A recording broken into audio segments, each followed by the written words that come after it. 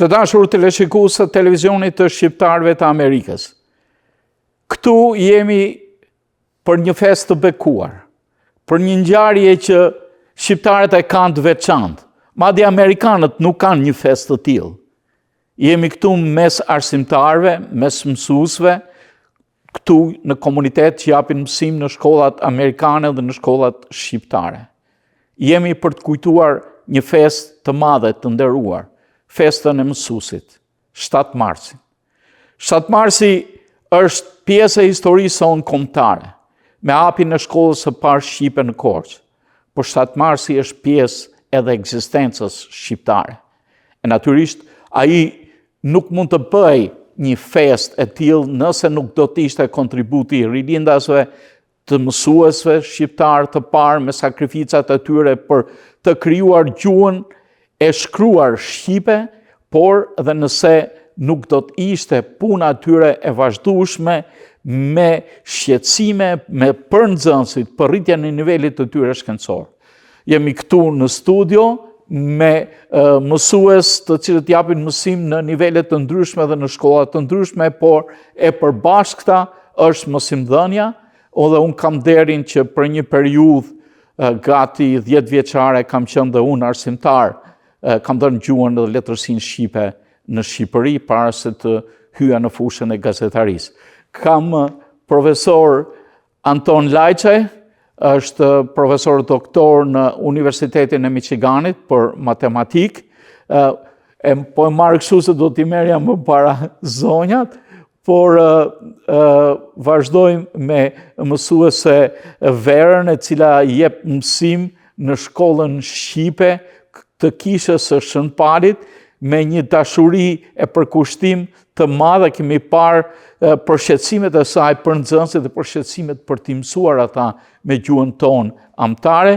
Ka mësuese Elvirë, një mësuese pensioniste, por edhe pse është në pension, jep edhe kontributin e saj në shkollën e shoqatës Jehona për të mësuar të vegjëlit gjuhën tonë amtare, dhe sidomos kam kënaqësinë të kem mikun tim, mësuesin e historisë në Utica Community School, përfaqësues i katedrës së historisë aty dhe të studimeve sociale. Tema e sotme, me që ju kam të gjithë, unë e quaj vetën koleg me ju në këtë mes, do deshim të shqyrtojmë disa raporte të veçanta që ekzistojnë në komunitetin shqiptar, në raportet nxënësit me mësuesit, si janë nxënësit shqiptar në raport me nxënësit amerikan, dhe do të ndalemi në një pjesë mjaft të rëndësishme, mësimin e gjuhës shqipe, e cila është një nga gjuhët më të vjetra të botës, por shqiptarët jo vetëm duhet të mburren për të, por duhet ta jetojnë dhe ta mbajnë atë gjallë në familjet tona. E bëra këtë hapje për të futur në temë. Së pari do të kemi disa pyetje që kanë të bëjnë me sistemin e arsimit dhe rolin e mësuesit këtu në Shtetet e Bashkuara. Dikur mësuesi ishte konsideruar si figura më e respektuar në shoqëri. A mendoni se mësuesi sot këtu në Shtetet e Bashkuara ka humbur këtë autoritet? Është ai i njëjtë? Kanë respekt nxënësit? Si është raporti mësues-nxënës në shkollat amerikane, Ertin? Faleminderit Rafael, faleminderit për ftesën, edhe është gjë e mirë që të mblidhemi të gjithë profesorët të arsimit këtu në këtë studio për të kujtuar këtë ditë madhe, ditën në cilën u hap shkolla e parë shqipe në Korçë, 7 mars vitin 1887. Edhe atë gjithë përpjekjet që janë bërë që ne të arrijmë këtu, që ne të arrijmë këtë pikë. Për sa i përket pyetjes që bëre, sistemi këtu, sistemi i Shtetit Bashkuar është krahasimisht i ndryshueshëm me sistemi që ne kemi lënë pas, me sistemin, mund të themi sistemi shqiptar ose sistemin evropian përgjithësi. Shikohet që për shembull dëshira e nxënësve për të studiuar ose për të marrë atë dije që ekziston, duhet vazhdimisht stimuluar. Domethënë, në një farë mënyrë, nëse themi përpjekjet që studentët shqiptar, të paktën në brezit ku ne jemi rritur, Do thosha që dëshira jonë për studuar ishte një niveli më të lartë në një mënyrë Se sa ose në dëshira? Po, se sa dëshira aktuale e studentëve këtu. Megjithatë kjo nuk mund të jetë stereotype, nuk mund të jetë diçka e përgjithshme, sepse ka edhe studentë cilët me të vërtet përpiqen për studuar sa më tepër.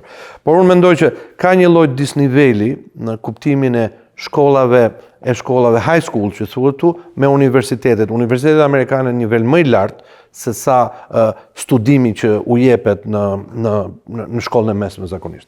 Unë praktikisht punoj në Utica School, që është një distrikt i njohur, është distrikti i dytë më i madh në këtë shtet, edhe i njohur me shkolla që atë kanë ato që quhen Blue Ribbons, domethënë që janë të njohura në gjithë vendin, në gjithë edhe bashkuara.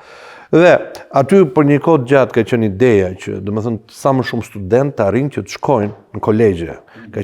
Ka qenë vizioni ose ideja që ne kemi pasur gjithmonë. Tani, praktikisht, ky vend ka nevojë për gjitha profesionet. Nuk kanë, domethënë ka nevojë që në një mënyrë ose në tjetër të ketë edhe njerëz të cilët shkojnë në ato që quhen trade school, nëse përveç se kolegjit. Por, ajo që shikojnë praktikisht në klasë, mund shikoj që kanë nxënës të cilët me gjithë fuqinë e tyre përpiqen që të marrin maksimumin dhe të japin dhe të mësojnë sa më tepër për të shkuar në kolegj. Po flasim këtu për kolegjet më të mira që mund të ekzistojnë, për Harvard, për Princeton, për Yale, ndërsa nga ana tjetër ka një disnivel ndërmjet atyre që janë shumë të dalluar dhe atyre që nga ana tjetër nuk përpiqen ndaj shumë, ose kanë ndarë mendjen që mbas mbarimit të shkollës mesme do ndjekin një trade school që quhet, do shkojnë në për profesione, hidraulik, elektricist edhe tjera. Ky sistemi amerikan tash së cilit i simulon që të mbarojnë kolegjin gati të gjithë, por shpeshherë disa mbarojnë disa drejtime të cilët nuk i hynë në punë në jetë. Profesor Antoni, si e shihni këtë çka tha Altini në raportet me studentët ose edhe me studentët shqiptar? Ju keni edhe student shqiptar, më keni thënë. Edhe si janë ata në raport me studentët amerikanë? Në radhë parë do t'ju falenderoj shumë për ftesën dhe shfrytëzoj rastin që të gjithë mësimdhënësve pa dallim në çdo nivel, shqiptar kudo që janë, t'ju uroj 7 marsin, ditën e mësuesit, se kjo ditë është vërtet e veçantë, jo vetëm se u hap një shkollë shqipe, kjo ditë se në atë kohë neve si shqiptar na ndalohej, domethënë të bëhet mësimin në gjuhën shqipe, pra ishte ose në gjuhën osmane, greke apo slave, pra ajo ditë shënon njëkohësisht edhe fillimin e një epoke të re, që shqiptarët të mësojnë në gjuhën amtare. Pra vërtet është një ditë e veçantë dhe unë e vlerësoj dhe duhet të falenderoj të gjithë ata që kanë lënë çdo gjë për të ardhur ajo ditë. Në lidhje me pyetjen, unë mund të them se mund të lidhem dhe pajtohem shumë me kolegun tim, profesorin Altin Zaloshnja, dhe sistemi këtu i arsimit, domethënë, është pak ndryshe nga ajo çka neve kemi pa, domethënë prej nga lëvim. Unë kam po ashtu përvoj 10 vjeçare në gjimnaz edhe në vendlindje në Toz. Dhe duhet të them lidhja ose ndryshimin nga gjimnazi me universitetin dhe nga studentët jo shqiptar me ata shqiptar. Gjimnazi ose shkollat e mesme që i quajmë këtu, ose gjimnazet nëse 12 vjeçaret, mendoj se kanë një program jashtëzakonisht mirë, po ajo që ndoshta i ndalon ose disa jo të vazhdojnë të futen në atë idenë që ata mendojnë janë, sepse kanë mundësi të jashtëzakonshme, kanë programe tepër të veçanta, sepse dihet ekziston një, i thonë këta janë ato klasë e caktuara që duhet t'i kryej secili për të marrë një diplomë gjimnazit, por përveç asaj ju afrohet aty në tjerëve të cilët duhen të vazhdojnë akoma më shpejt ose të marrin ndonjë drejtim shkencor, shkencave natyrore apo shkencave shoqërore kështu me radhë.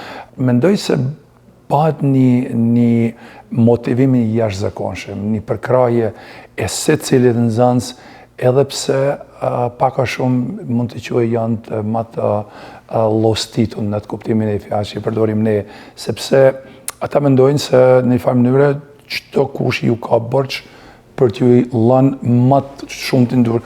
Do t'i kujtosh për detyrat e shtëpisë, do t'i kujtosh për punën, do t'i kujtosh për sjellje, do t'i kujtosh, domethënë çdo moment ata mendojnë se çdo njani, edhe mësimdhënësit, edhe ai stafi që përkras, domethënë duhet të jenë çdo kohë me ta. Por ekzistojnë edhe këtu disa kategori, ekzistojnë kategoria që e përmendi kolegu im që me të vërtetë janë të jashtëzakonshëm, dhe është një kënaqësi jashtëzakonisht e madhe aty në ju jepet të mundësia të marrin edhe të ndjekin edhe klasë të nivelit më të lartë dhe kështu me radhë. Por ajo që do të thotë dallimin nga shkollat e mesme me universitetin ka një dallim shumë të madh.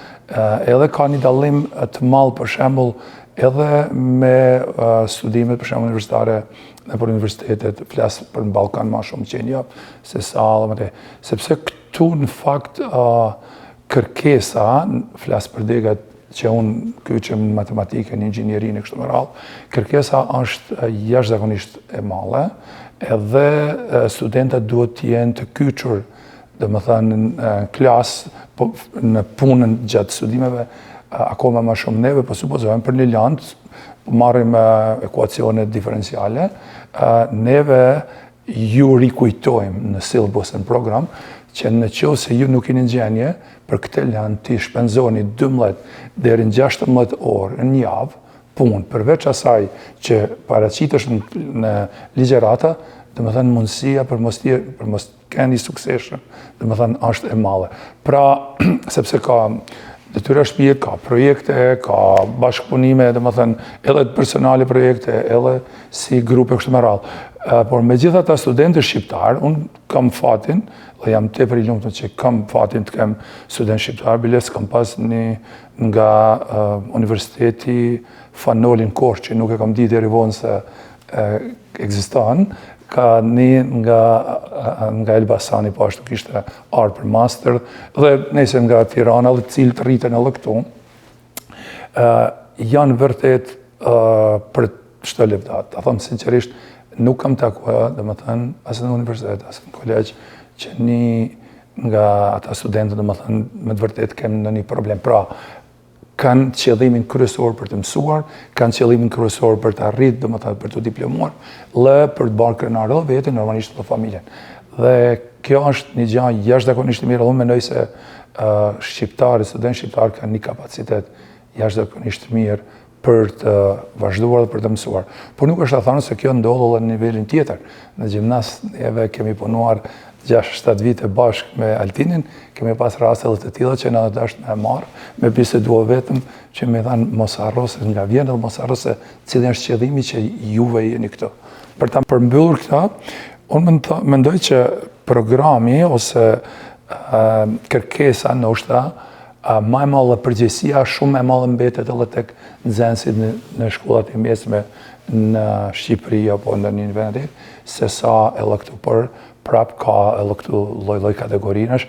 Ajo që ndoshta e ul pak kriterin e të mësuarit në gjimnaz është kanë një ligj që kanë pas no child left behind, do më thënë asë një nxënës nuk do të mbetet mbrapa.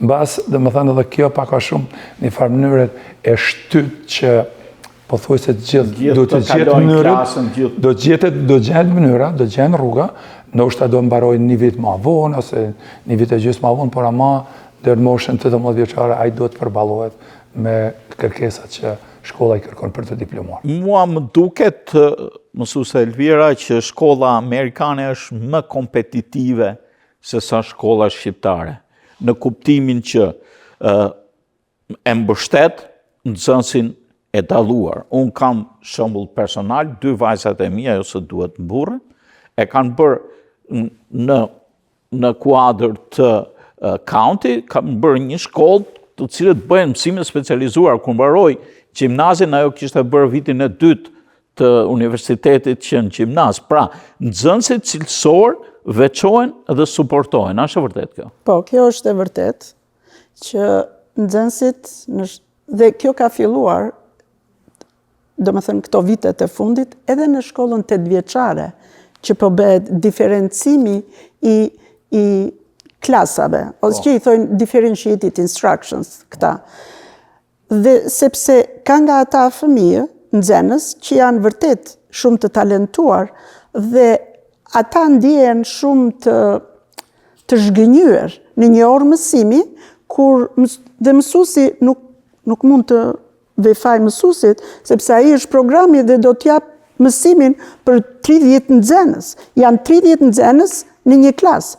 Atëre, duke diferencuar këta nxënës që kanë kapacitetin shumë të lartë, që të mos shkaktojnë, sepse, si që thash, ata mund të shkaktojnë probleme, sepse ndjen koti me që në klasë.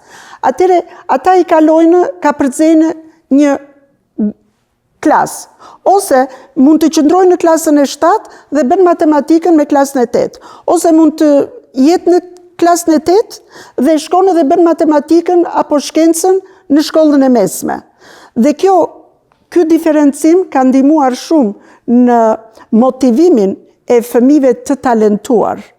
Unë kam pasur vetë këtë eksperiencë edhe brenda në familjen time, dhe jo vetëm që marrin klasa që konsiderohen si kredite për në kolegj, edhe gjatë, domethënë vitet e fundit këto janë shtuar shumë, por kanë plot nxënës që janë në të mesme deri në vitin e 2 dhe pastaj në vitin e 3 gjysmën e kohës e kalojnë, marrin klasa në universitet, sidomos në këto Auckland University, në zonën që jetoj unë andej, dhe kjo i ndihmon dhe i motivon jashtëmase ata për të parë në fakt edhe dritën se në cilën fushë duan të kalojnë.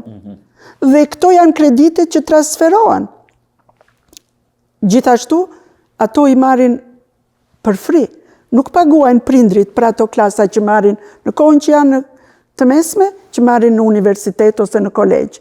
Kjo është një motivim shumë i mirë. Dhe kjo nuk ekziston në Shqipëri akoma. Jo, pra nuk ekziston, kjo unë e shoh si mënyrë për të avancuar më tej. Një nga vërejtjet që kanë për sistemin arsimor amerikan është fakti që ato shkollat profesionale, trade school, profesionale. Dëgjoj, edhe në të mesmet, do me thënë vitet e fundit janë shtuar shumë klasat për klasa këto profesionale. Do me thënë ato kontrollohen me kujdes cilat kredite mund të llogariten, qoftë dhe trade school që i quajnë mund të llogariten qoftë dhe për matematik ose për science, sepse ka kredite numër të caktuar për fizik apo science apo math. Dhe këto kanë filluar shumë që të aplikohen. Edhe ky është një motivim për atë nivel nxënësish që ata nuk shikojnë që të shkojnë në universitet. Thjesht duan, por aman që thjesht të kesh një digri ose diplomën e shkollës së mesme, nuk t'i jep në një të ardhme kush e di. Kështu që futja e këtyre klasave profesionale ndihmon dhe motivon, sepse të gjithë nxënësit janë në nivele krejt të ndryshme, kanë dëshira ëndra të ndryshme. Dhe ne duhet të respektojmë çdo profesion. Nuk është e thënë që ai që do mbarojë masterin apo doktoraturën, le të themi që vërtet shkëlqyer, por aman vlerat e njerëzit dhe të njohurive ekzistojnë edhe tek ai që ka thjesht një diplomë të shkollës së mesme. Këtë duhet ne që t'i motivojmë fëmijët dhe nxënësit të ndihen krenar për atë që janë. Por të ndjerë krenar, ne duhet jemi krenar që jemi shqiptar, dhe për këtë mes, unë do kthehem tek mësuese Vera, e cila jep mësin në shkollën shqipe të Kishës Katolike të Shëmpalit, një shkollë që tashmë ka bërë tradit. Nuk e di këtë vit sa nxënës keni, mësuese Vera, sa janë? Sparit faleminderit për ftesën, edhe e gëzuar 7 marsin gjithë mësuesve, kudo që janë në Amerikë, në Shqipëni, kudo jashtë trojeve amtare.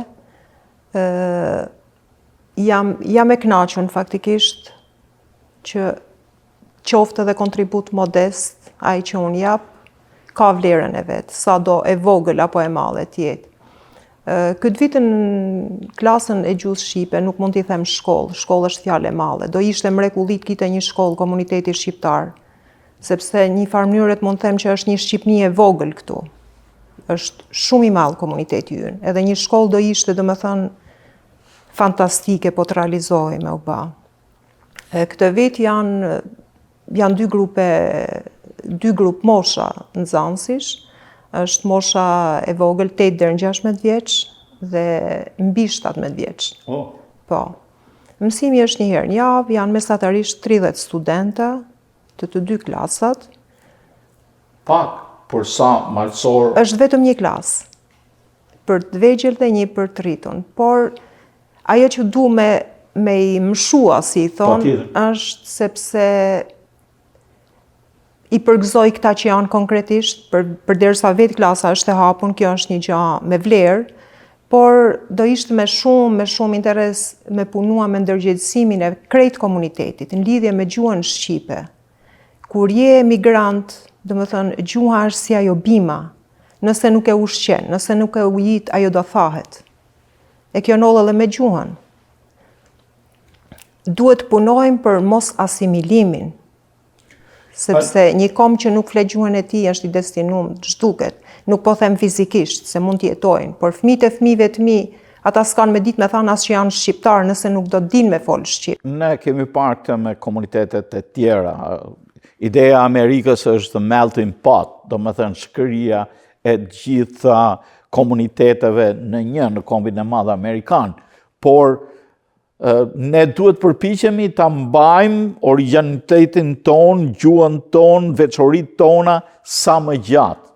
Sa më gjatë, se unë takoj persona, babën gjyshin e kam italian, nënën e kam polake e martuar me një skocez. Në të mes ai është amerikan, i di si emra, por nuk ka as domethënien e fjalëve kryesore, nuk e njeh gjuhën atij dhe duke mos njohur gjuhën nuk njeh kulturën. Dhe ne ju falenderojmë për punën që bëni për ruajtjen e gjuhës shqiptare. Do të kthehem tek Elvira. Elvira po ndihmon edhe shkollën e krijuar nga shoqata Jehona. Natyrisht aty kjo po më thoshte që ka një involvim edhe të prindërve dhe këtu do të theksoja nevojën që prindët të bëhen sa më aktiv në ato mundësi që kanë, në ato pak mundësi, por natyrisht mund të mësoj dhe ajo që mëson gjuhën është nëna. Absolutisht, pesha kryesore janë prind. Pra, prindët, sidoqoftë, po aty kur kalojnë pasaj të e shkruara, të ke lexuara, natyrisht puna juaj është edhe më e vështirë. Urdhon. Shoqata Jehona e Malësisë ka hapur shkollën Shqip, por ajo është në fillimet e veta dhe janë rreth 6 klasa në javë dhe ka shumë nxënës, por akoma është fillimi dhe nuk janë diferencuar sipas moshës dhe sipas nivelit të tyre, sepse ka fëmijë që ekspozohen për herë të parë në gjuhën shqipe për të shkruar ose për të lexuar dhe disa prej tyre edhe për të folur.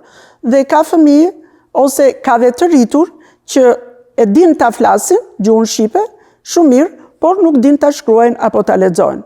Dhe ky është një investim, unë do ta vlerësoja jashtëmase që po bëjnë ata si shoqat për ruajtjen e gjuhës shqipe në të gjitha brezat që do vinë. Është një motivim, jo vetëm edhe për prindrit që të flasin në gjuhën shqipe dhe të investojnë për të instaluar tek brezat që vinë gjuhën dhe kulturën tonë shqiptare. Kam një pyetje disi provokuese. Në shumë familje shqiptare në Amerikë, prindrit i flasin shqip fëmijëve të tyre, fëmijët e tyre përgjigjen në anglisht. A është kjo hapi i parë i humbjes gjuhës? Kjo është e vërtet që ndodh, por fillimisht unë flas kur kemi ardhur në fillim në Amerikë dhe ne na thuaj që do me thënë në shkolla, që në familje mos ju flisni shqip, mos ju flisni gjuhën tuaj, sepse fëmijët kanë vështirësi kur vinë në shkollë. Dhe ishte, si të thuash, një lloj detyrimi për prindrit që duhet patjetër që t'ju flisnin anglisht, që ata kur të vinin në shkollë të mos kishin vështirësi. Por me kalimin e kohës dhe ne u ndërgjegjësuam dhe në bazë të dhënave shkencore, fëmijët që ekspozohen në më shumë se një gjuhë, që kur lindin, bëhen më inteligjent se sa fëmijët që janë ekspozuar vetëm në një gjuhë. Por u desh kohë dhe për këtë, dhe për ne, qoftë dhe për ne që kur erdhëm, që të ndërgjegjësoheshim. Sepse jo të gjithë prindrit janë në gjendje që ta kuptojnë atë kur vinë dhe përplasen këtu me tëra ato vështirësi, emigrantët brezi i parë me tëra ato vështirësi, nuk sinqerisht, unë nga që kam dhënë mësim në shkollat 8 vjeçare të mesme, prindrit që nuk kuptojnë anglisht, ata përballen me shumë vështirësi për të mbijetuar. Nuk kanë mendjen që të mësoj fëmija tim edhe shqip, sepse në fund të fundit thonë ne i sollëm fëmijët këtu dhe ata duhet të përshtaten dhe duhet të ecin. E shikojnë si një mënyrë motivimi që të ecin dhe të jenë të suksesshëm. Kjo është një nga arsyet. A është kjo mirë apo është gabim apo është momenti s'ke nuk mund t'i fajsosh? Dëgjoj, unë nuk mund t'i fajsoj, por dhe prindrit dhe komuniteti dhe shoqata dhe gjithçka duhet të edukohen. Sepse ekspozimi në më shumë se një gjuhë shkon rrit vlerat e fëmijës dhe gjithashtu ne duhet të ruajmë kulturën tonë, duhet të ruajmë gjuhën tonë. Dhe gjuha tonë është një nga më të vjetrat, nëse shikojmë në pemën e gjuhëve, është një nga më të vjetrat. Por nuk është thjesht vetëm fëmia, ndoshta ne si komunitet duhet të ndihmojmë në edukimin edhe të prindërve. Jo thjesht vetëm t'ju themi fëmijëve, okay, flisni shqip në shtëpi. Sepse duhet prindrit ata që t'jenë të motivuar, që t'ju flasin. Ke shumë të drejtë. Unë vera një dukuri të familjet shqiptare. Prindrit të cilët kanë ardhur vetëm prindrit dhe që din anglisht, nuk para i pushin nxënësit, i shtyjnë të mësojnë gjuhën shqipe. Më tepër mësojnë gjuhën shqipe ata fëmijë të cilët kanë gjysh dhe gjyshe, janë me fat, të cilët nuk e din anglishten, dhe janë si mjeti më tepër që i shtyjnë se sa prindrit të cilët mund t'jenë duke bërë dhe punë të ndryshme si emigrantësit gjithë ne që kemi kaluar në përfazat ndryshme. Në këtë mes, si e shihni, a kanë prindrit shqetësim apo dashamirësi t'i sjellin fëmijët e tyre në shkollën tuaj, nga praktika që hasni? Me thënë drejtën, kam rastin që t'i përgëzoj gjithë ata prindë që mundohen me mishe me shpirt, me mësu fëmijët e tyre me fol shqip. Konkretisht e kam fjalën për ata prindë që i kanë prunë fëmijët me mësu shqip. Edhe pse këtu koha është shumë e pakët, mungon jashtëzakonisht shumë, si i thonë ne s'ke kohë me marrë frymë. Edhe japin maksimumin e tyre për fëmijët, jo vetëm për gjuhën shqipe, por ne e shohim se fëmijët si në Amerikë, them as kërkun në botë nuk janë më të angazhuar në aktivitete, në sporte, në gjitha gjanat. Sa që ka herë mëdhimen. Po, është vërtet. Është shumë për një fëmijë, gjithë javën është aktiv. I zgjumi, janë të lodhur. E vërtet. Kanë marrin pjesë në aktivitetet fizike. Mbi ngarkesë.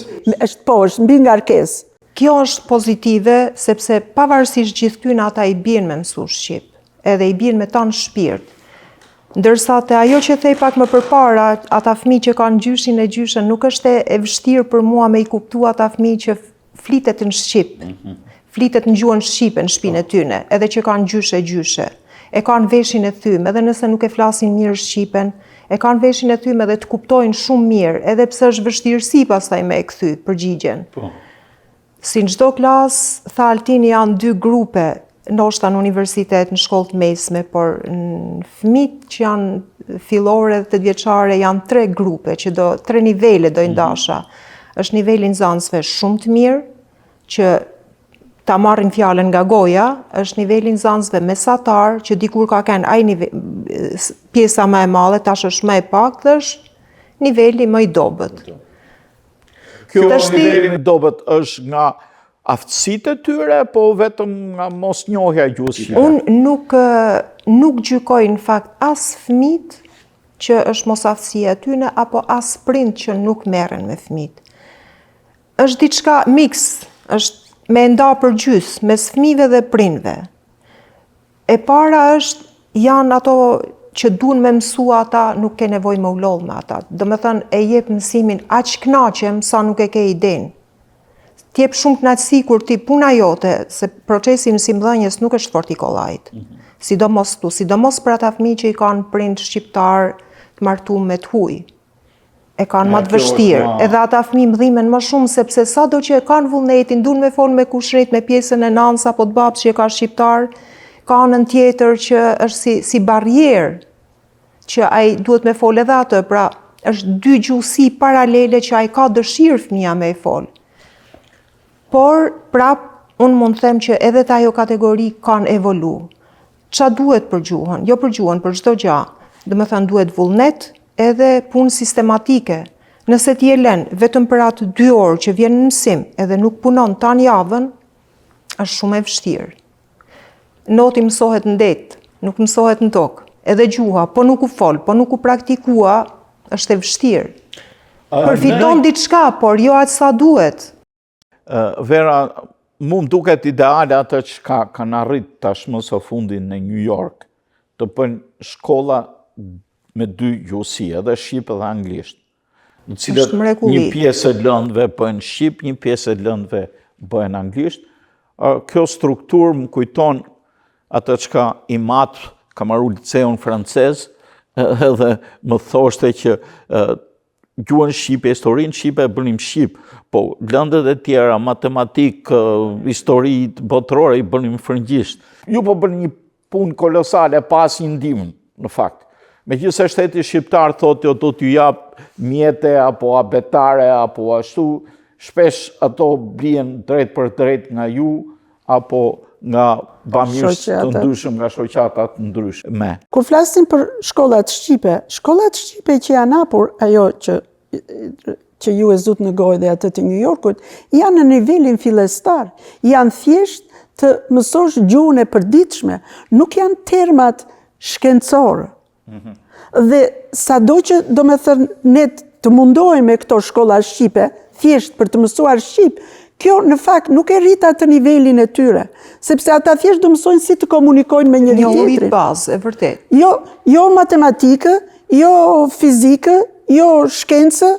Jo, 2 lëndët që paka shumë që bëjnë gjuhë shqipe, histori shqiptare dhe folklor, që mësojnë këngë e vadhe. Kam parë në disa shkolla shqipe këtu. Por ne po flasim sepse jeta nuk është vetëm këngë dhe valle dhe folklor. Jeta ne duam t'i motivojmë dhe aq më tepër rangun e lartë dhe inteligjencën. Do me thënë fëmijët tanë shqiptarë që kanë nivel inteligjencë që të dinë të arsyetojnë edhe do me thënë të mendojnë në gjuhën shqipe. Jo thjesht ajo tani për tani është vetëm fillimi, ndoshta në të ardhmen do të kthehet në një shkollë vërtet edhe me degët e tjera në gjuhën shqipe. Tash jetojmë në kohë moderne. Këto kohë kanë nxjerrë sfida të tjera. Një nga sfidat i the inteligjenca është inteligjenca artificiale. A ke vënë në re, Anton, që për shembull student të përdorin AI-n për të marrë detyrat në vend që t'i zgjidhin vetë ato? S'po du m'ja marrë mollën prej dore të Altinit, të kështë të fjallën, por për që dhe mund të përgjigjem. S'ka problem, ja. Kemi njëri problem. Inteligjenca artificiale është një problem jashtëzakonisht i madh.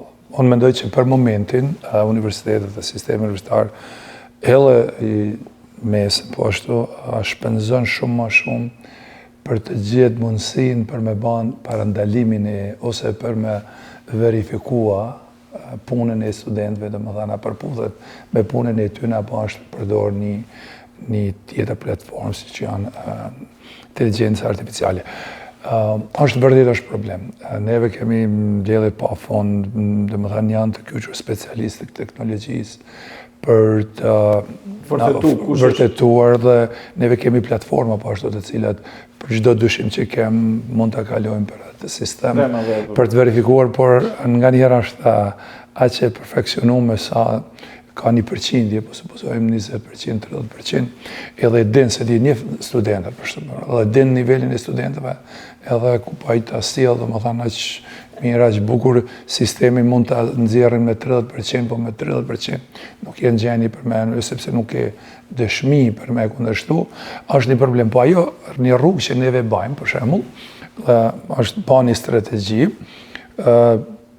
pothuajse gjitha një lanë kanë ditën e parë, ose faktikisht neve publikojmë programet ose syllabus që thonë edhe 2-3 javë para se fillon semestri, por është i ndamë në disa pjesë. Për shembull, gjatë semestrit jepet një i detyrueshëm që quhet midterm ose provimi i gjysëm vjetorit dhe ky i fundit. Dhe këto 2 teste duhet banë domethënë person, dhe këto 2 teste kanë vlerë 70% ose më shumë. Që do më thënë të gjitha detyrat e shtëpisë, të gjitha projektet kanë vlerën 90%. Dhe në qoftë se neve dim që një pjesë e madhe studente ato detyrat e shtëpisë, ndoshta mund t'i përdorin këto, domethënë, platformat e inteligjencës artificiale, por më në fund, në qoftë se ata nuk tregojnë punë dhe nuk kanë pas punë konstante në këtë land, në fund ata do të tregojnë se një farë mënyrë domethënë ka qenë artificiale ajo që kanë ba.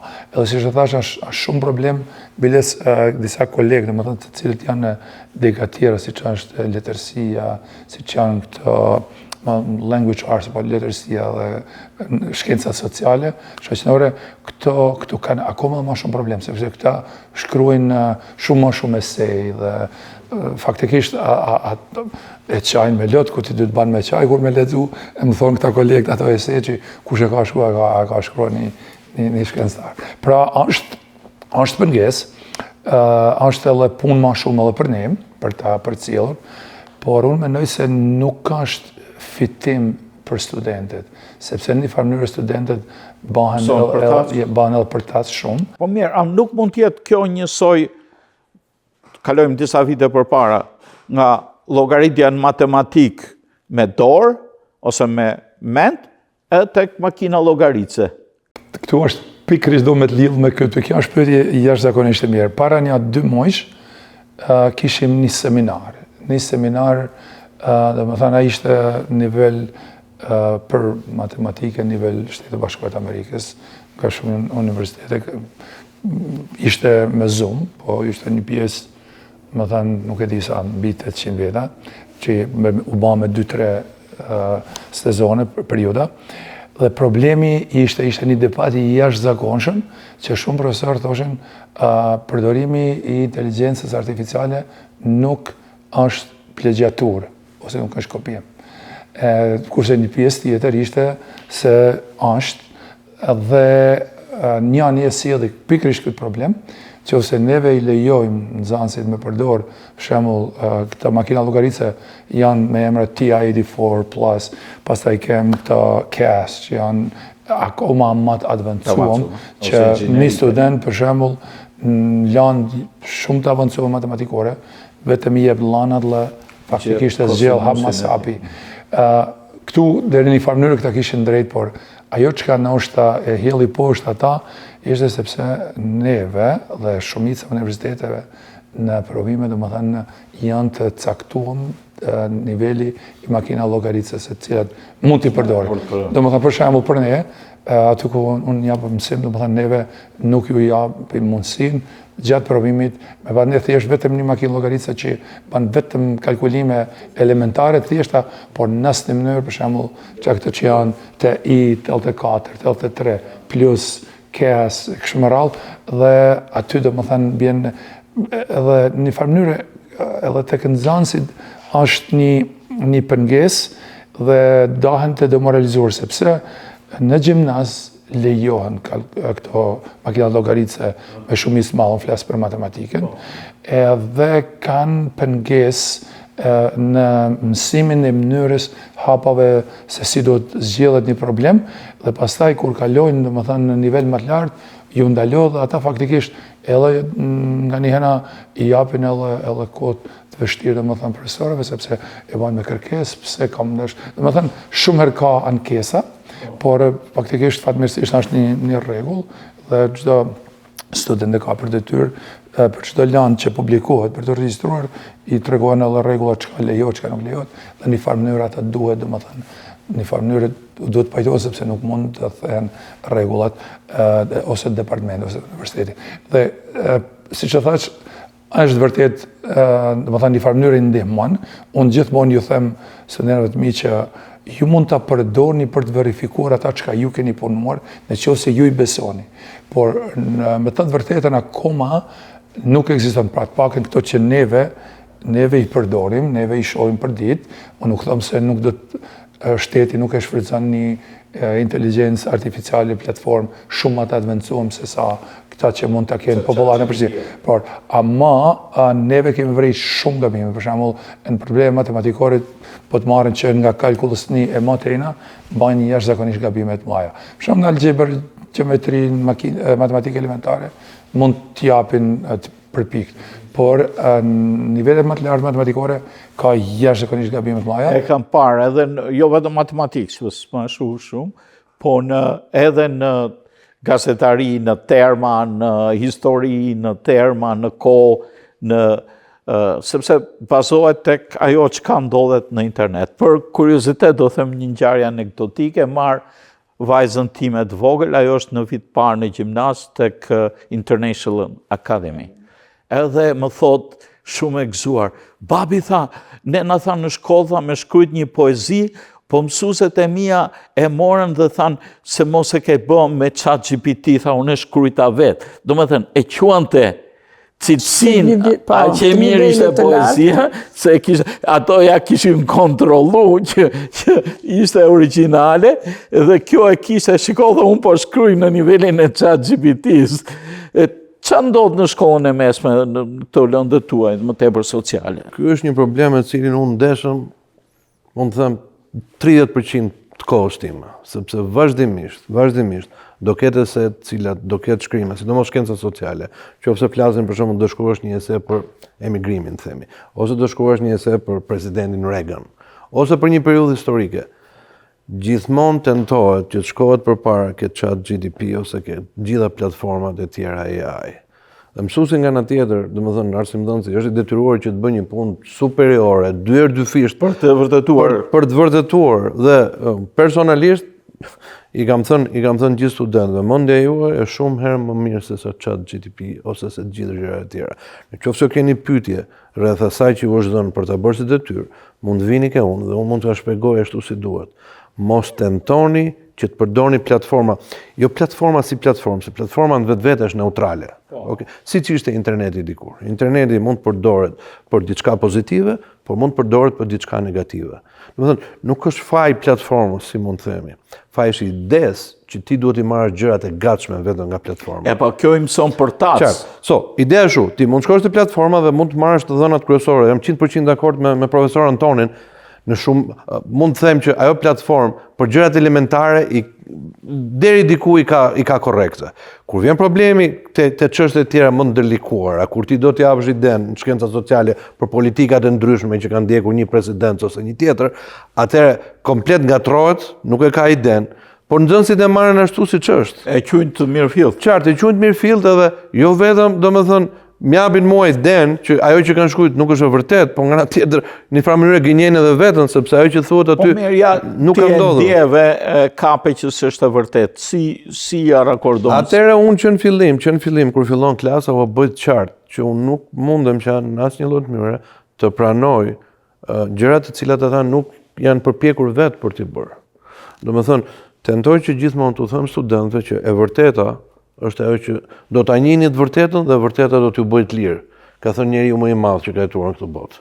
Jezusi, është fjalë e tij. Kështu që është më mirë që ata që në fillim të kuptojnë që është më mirë që të japin atë që mendojnë vetë, dhe ajo këto lustat e tjera të ChatGPT-ve të tjera, sepse në fundit unë kam student që marrin gjërat që vijnë nga University of Pennsylvania, vijnë nga Oxfordi, vijnë nga Cambridge. Në niveli duket qartë që është ndryshe, edhe gjuha që është përdorur. ChatGPT zakonisht përdor një gjuhë që është të jetë e ngarkuar me terma akademike.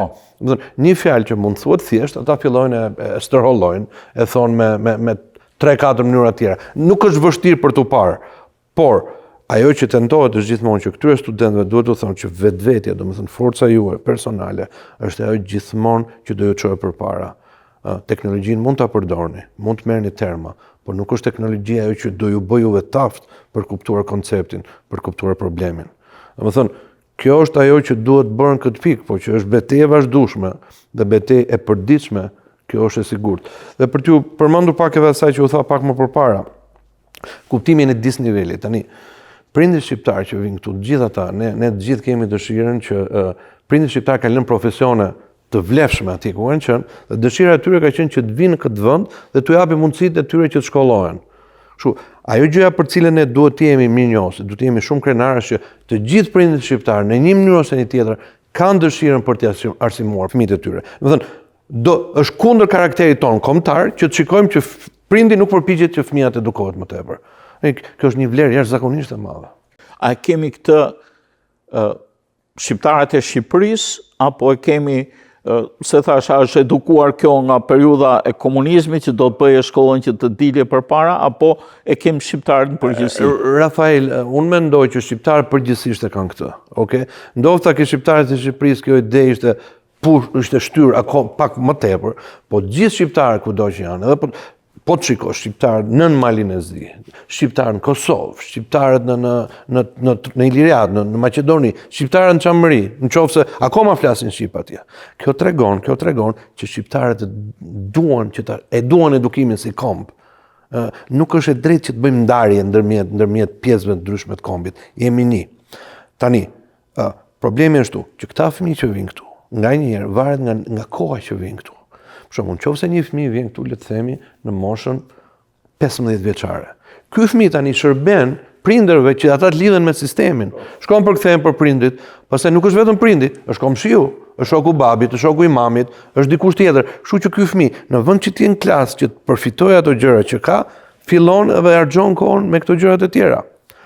Për sa i përket, domethënë duke shërbyer prindërve të tij në një mënyrë. Ne kemi fatin që gjuha shqipe është një gjuhë e jashtëzakonshme, është një gjuhë e rrallë, është me të vërtetë një gjuhë e rrallë, është qëndron vetvete në gjitha familjet e gjuhëve indo-evropiane. Dhe ne duhet ta mësojmë këtë gjuhë. Kjo gjuhë është monumenti më i madh që ne kemi si komb. Kjo gjuhë na lidh me njëri tjetrin. Dhe kjo gjuhë duhet të shërbejë për t'u arsimuar. Fatkeqësia jonë është që në një farë mënyrë kjo gjuhë nuk u lejuaj që të zhvillohet në sundimin turk, sundimet slave, grek, gjitha tjerat, por tani ekziston momenti që ne ta zhvillojmë atë. Dhe për sa i përket shkollave këtu, ajo duhet të thënë që u tha që ka disnivele ndryshme, por këtu ka edhe shkolla që janë tjetër, për shembull akademia që përmendi, Akademia e Makombit, Learning International Academy, është një nga shkolla më e mirë në Michigan thuhet, nga këto shkollat publike, për numri 8 në Amerikë.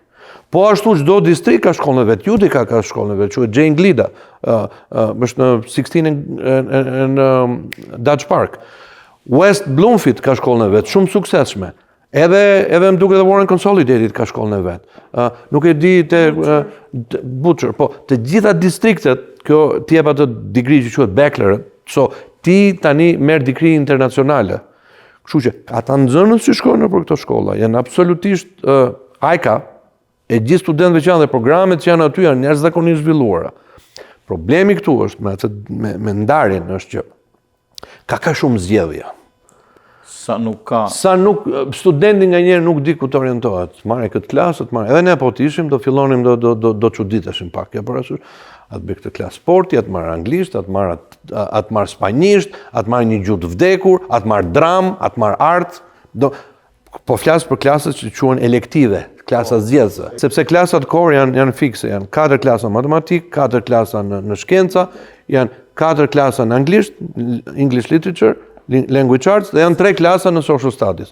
Këto gjithë studentët janë edhe 2 klasa pastaj gjuhë të huaja që i zgjedh, janë një variacion gjuhësh të huaja. Mund zgjedhësh gjermanisht, mund zgjedhësh edhe arabisht, mund zgjedhësh edhe kinesisht, në farë mënyrë. Këtu ne duhet luftojmë.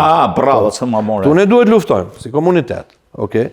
Që gjuha shqipe të bëhet një nga këto gjuhët me zgjedhje. Do me thënë që fëmijët, prindrit t'i çojnë atje. Dhe në një farë mënyrë prindrit gjithë duhet edukohen që shqipja nuk është barr, shqipja është bekim. Shqipen duhet ta mësosh. Unë them se si komunitet ne nuk kemi bërë punë edhe aq të keqe për sa i përket foljes shqipes. Po shikojmë përgjithësi. Përpiqemi. Për shembull, po të shikosh, gjithë fëmijët që vinë nga zona e Malësisë, pothuajse në pjesën më të madhe gjithë flasin shqip. Pothuajse. Në një nivel të madh ose të vogël, ajo ngelet për të parë. Çfarë tregon kjo? Kjo tregon që familjet në shtëpi u flasin shqip. Tradicionalisht u flasin shqip. U flet shqip gjyshja, u flet shqip babai, u flet shqip mamaja. Edhe familjet shqiptare që vinë nga Shqipëria, nëse patën atë problemin fillestar, akomodimit të tani kanë filluar që prindrit ta kuptojnë. Okej, ose ata që mendonin se do ishin shumë modern, që donin të haronin gjuhën shqipe, edhe të mbështeteshin vetëm për anglishte. Kuptojnë që gjuha shqipe është vlerë, jo vlerë e shtuar, po është vlerë esenciale, vlerë që duhet. Edhe ndërkohë unë mendoj që si komunitet ne ndofta duhet luftojmë së bashku që të bëjmë atë që ata kanë bërë në New York, që të shkojmë te qeveria e shtetit tu në Lansing, tu themi atyre, ne jemi këta që jemi, ky komunitet dhe ne duam që gjuha shqipe të bëhet gjuhë në shkolla. Është e vështirë si koncept, mund të kapet, por nuk është e pamundur. Qofse ne bashkojmë gjithë to vullnetet tona për të arritur të. Po, këtu lejohet edhe ajo e charter schools apo? Po, charter school janë një metodë tjetër. Ka pas debat i madh përmendi Mr. Antoni, No Child Left Behind. Domethënë, ideja ishte që të bëjë një parë barazie në presidencën. Barazi sociale, po që nuk është e vërtetë sepse s'ka zhvillim. Ne mund të themi, Jeffersoni thotë që të gjithë njerëzit janë krijuar një lloj, po jo të gjithë njerëzit kanë talentet të njëjta. Kjo është diçka e ndryshme. Charter schools është një debat shumë i madh në Amerikë, sepse këtu fondet e shkollave publike. Të gjitha për çdo student që vjen në klasë, shteti i Michiganit paguon një shumë caktuar. Le të themi vetë diku rreth $10,000 për çdo student që vjen dhe qëndron në klasat tona.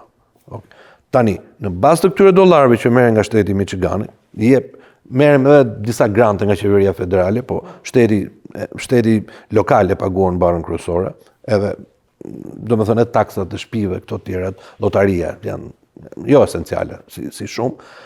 Atëherë, për të gjitha student që vinë këtu, atëherë në distriktet ndërtojmë programet e tyre.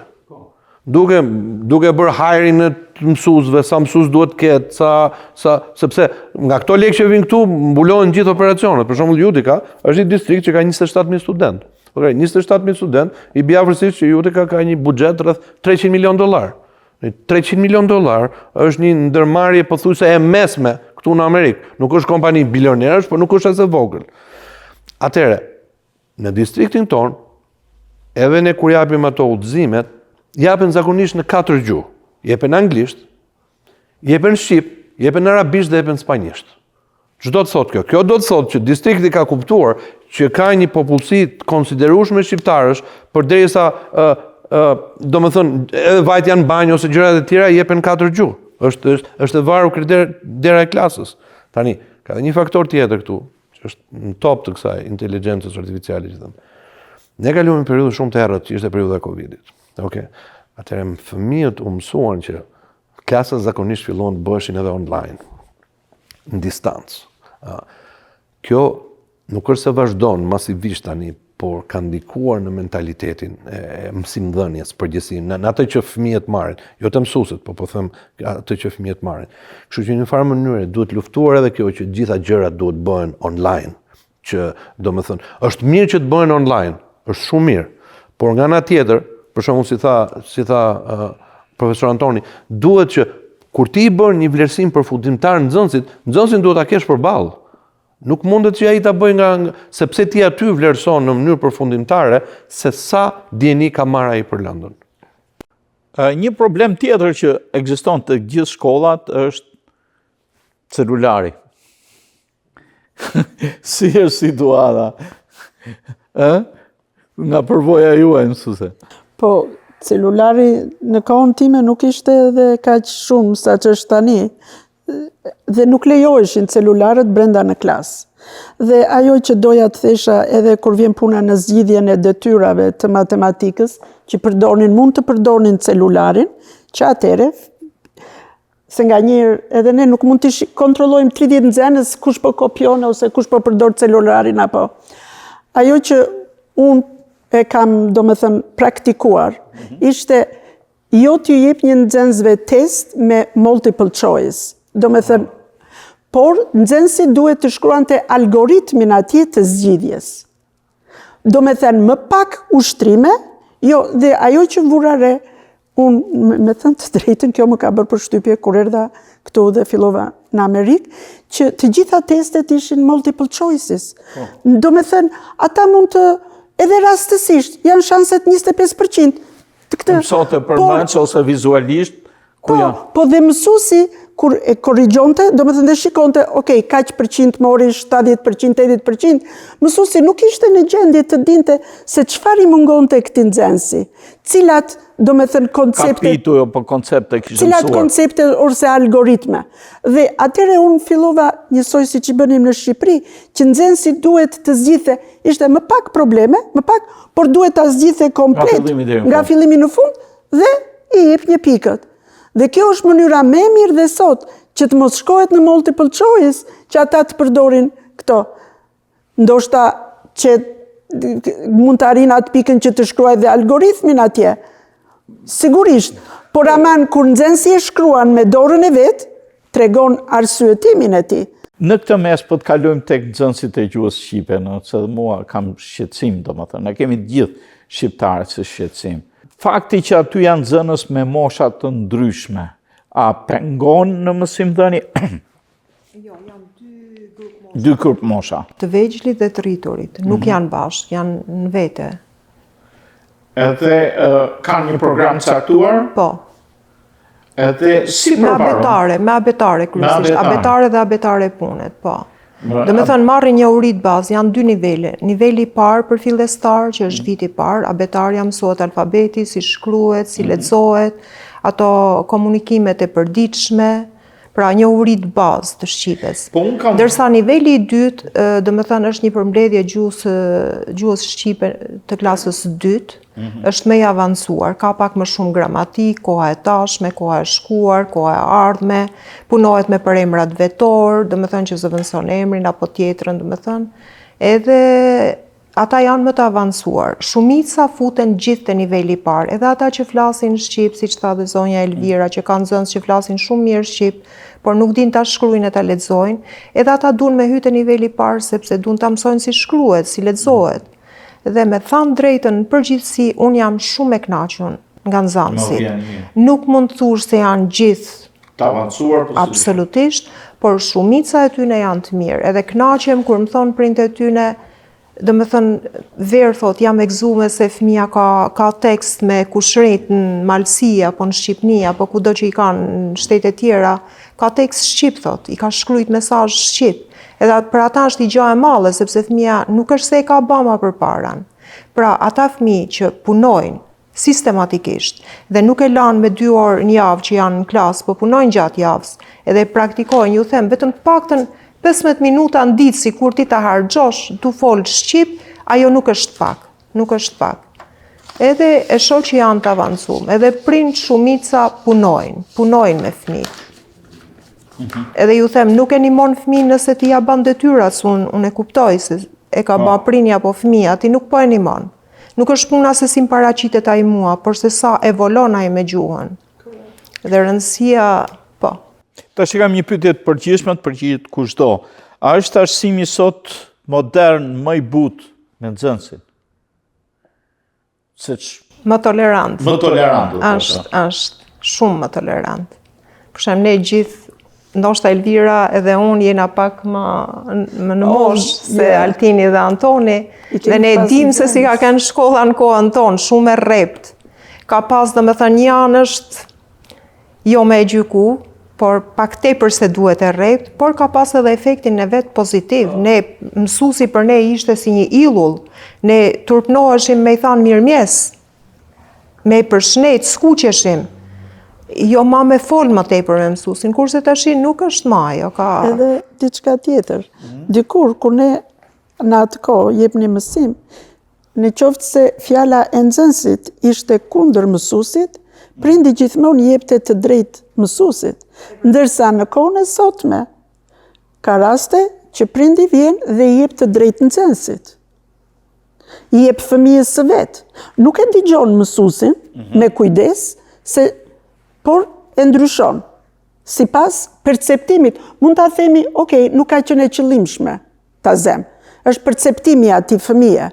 Por aman prindi duhet të dëgjojë në fillim mësuesin, pastaj të vlerësoj që kishte fëmija i vetë të drejtë, apo s'kishte. Dhe kjo ndodhë shumë shpesh në këto kohë. Kjo vazhdo me një pyetje tjetër, a kanë nxënësit sot më pak disiplinë në shkollë se sa në kohët e mëparshme? Artin? Patjetër që kam. Kjo është një fine line që quhet, një vik kështu. Domethënë duke marrë parasysh eksperiencën tonë që kishim. I matë ka qenë mësues dhe në një farë mënyrë unë kur nuk arrij që ta kem pedagogjinë aty, që të jemi sinqertë. Mund të flisë një 2 vjeçari dhe një 80 vjeçari dhe gjithçka në mes. Por ajo që duhet patur parasysh që është gjithmonë një fill i artë në mes, në kuptimin e kësaj. Jo gjithçka që ishte prandej ose rreptësia ishte gjithmonë negative dhe jo gjithçka që është kjo liberalizimi ose liria është gjithmonë pozitive. Ke parasysh, duhet gjend tani absolutisht që një student nuk duhet abuzuar. Ke parasysh, domethënë që të fillosh siç mund të kenë ndodhur më parë që studentit ta godasësh e të bërë gjëra të tjera ose me vizore, se pastaj shkojmë ke lulkuqen mbi mure, ke lloj niveli. Okej, vizore këto diçka. Po. Ndërsa nga ana tjetër, këtu mund të themi që bazuar në mentalitetin, edhe për shembull edhe shtete ndryshme këtu kanë gjëra ndryshme. Në Texas është ndryshe se si është këtu. Unë kam pas student nga Texasi që më tha që mësuesi më ashtu, do më thëmë detyroj që mos bëja atë që duhet. Por, sepse unë po e kundërshtoja dhe ai do më thëmë tregova më i rrep se sa mund të tregoj, le të themi shtetin e Michiganit. Ajo që është që gjithçka duhet të jetë në shërbim të zhvillimit të studentit. Gjithçka duhet të jetë që e zhvillohet normalisht, fizikisht, mendërisht, psikologjikisht, shpirtërisht, dhe gjitha këto të jenë bashkë. Shkojnë në këtë. Është provuar që nëse domethënë ajo që quhet punishment, ke parasysh, nuk funksionon në mënyrën e dur. Po duhet që nga një në një mënyrë mësuesi duhet të jetë menaxher i tillë që edhe ti kuptojnë nxënësit kur bën gabim, por nga ana tjetër ta drejtohet te kjo rruga që është. Unë për shembull kam klasë, kam një kështu që thuhet që I am the teacher and I'm always right. Unë jam mësuesi dhe kam gjithmonë drejt, okay? Tani kjo nuk është që ti bëj ata që tashu, po t'u tregoj atyre në një farë mënyre që unë do jem konduktori i këtij ambienti aty. Dhe unë do përpiqem me gjithë mundësitë e mia që ti bëra ata që të arrin atje ku duhet. Okay? Por gjithmonë duke respektuar personalitetin e atyre, duke bërë ata të kuptojnë që ata janë në një ambient ku ata respektohen, ku ata duhet të jenë, ku ata dëshirojnë, ku gjithçka që është krijuar aty do t'i shërbej formimit tyre. E duhet sepse kjo, shiko, ne të gjithë që jemi këtë profesion, jemi këtu sepse kemi dashur që ta bëjmë ta. Okej. Ne mund kishim zgjedhur 10 profesione tjera në jetë. Jemi në këtë profesion sepse ky profesion e ka thirrur. Kjo është thirrje. Nuk është thjesht se ne po shkojmë aty thjesht për të marrë një pagë. Okay. Mund bërin gjëra të tjera të cilat paguheshin shumë më tepër.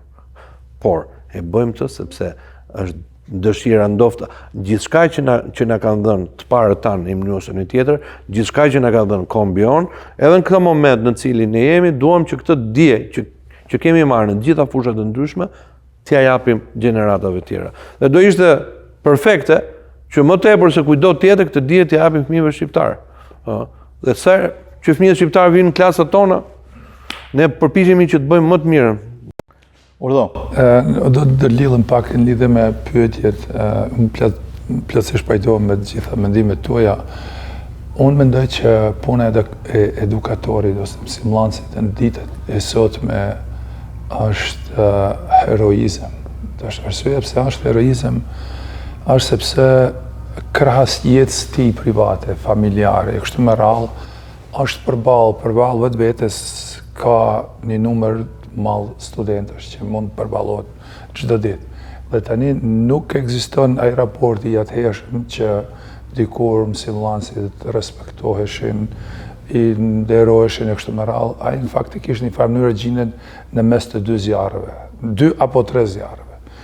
Zjarrin përballë ka një nxënës apo një student i cili jo me dëshirën e mësuesit ka ardhur në klasë, sepse vetëm mësuesi nuk përcakton kush i shkon në klasë, janë instanca tjera të cilët e përcaktojnë klasat se cili nxënës shkon kon.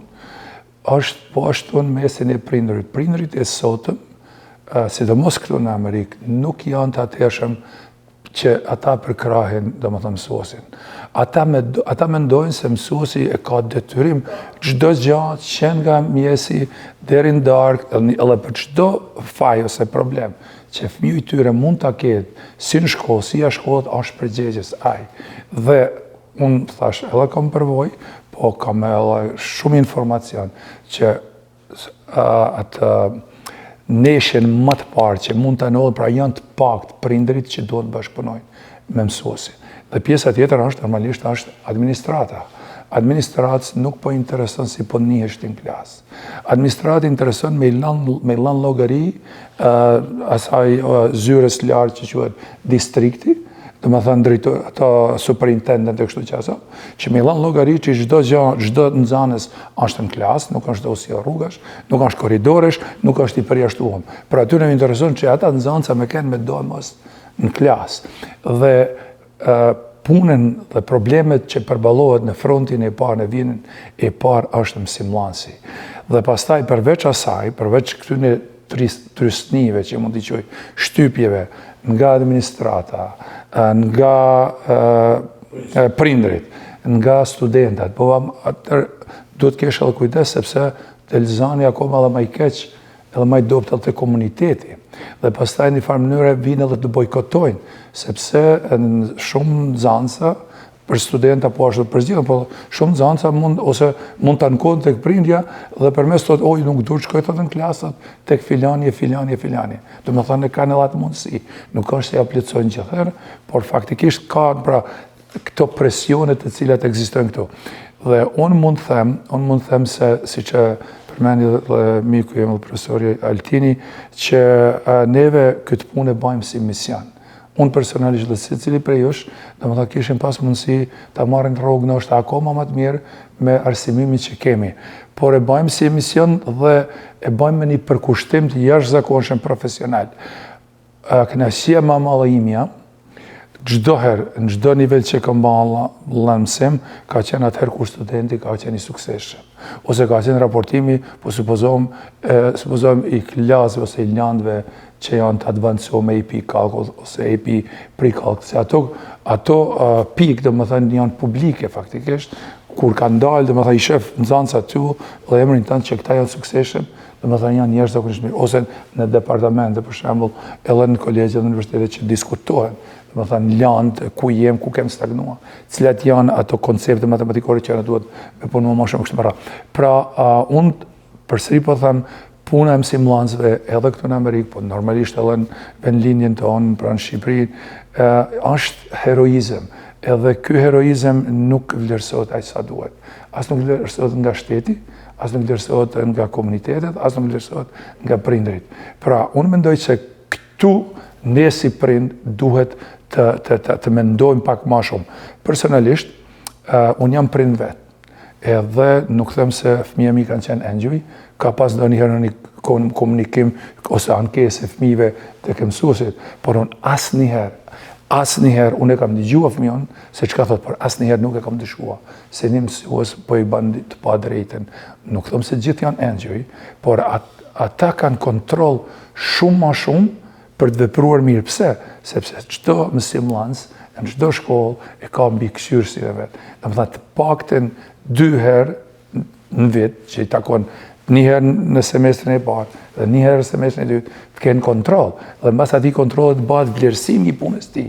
Dhe vlerësimi i punës së tij shkon në departamentin e edukimit, që mund ta shohin ato pikë të një mësuesit është i mirë apo nuk është i mirë, është publike faktikisht. Çdo njani që çkelin emrat tonë, po do të kërkojnë ato pikë, është effective, highly effective kështu më radh. Pra, duhet me më lidh me këtë që nuk është mësim, unë kam filluar mësimdhënien me 1 shtator 1997.